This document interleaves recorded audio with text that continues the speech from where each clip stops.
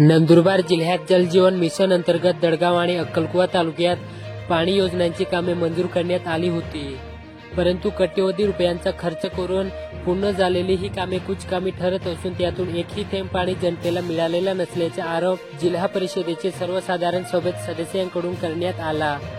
जिल्हा परिषदेची मुदत संपवण्यापूर्वीच ही शेवटची सभा असल्याने त्याकडे जिल्ह्याचे लक्ष लागून होते, परंतु अवघ्या 45 मिनिटात 15 ठराव मंजूर करून सभा गुंडाळण्यात आली।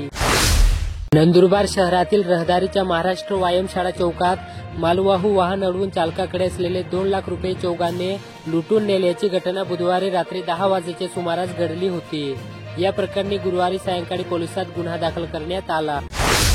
नंदुरबार शहरासह जिल्हा आणि धुळे व जळगाव जिल्ह्यातून चोरी झालेल्या 14 मोटरसायकली पोलिसांनी जप्त केल्या। प्रकाशा ते तोडोदा दरम्यान 3 जण चोरीची मोटरसायकल विक्री करण्याच्या प्रयत्नात असल्याची माहिती पोलिसांना मिळाल्यानंतर ही कारवाई झाली। नंदुरबार शहरात मोहनसिंग कन्हैयालाल रघुवंशी प्राथमिक व माध्यमिक विद्यालयातर्फे ऊर्जा संवर्धन सप्ताहानिमित्ताने ऊर्जा संवर्धन जनजागृती रॅली काढण्यात आली।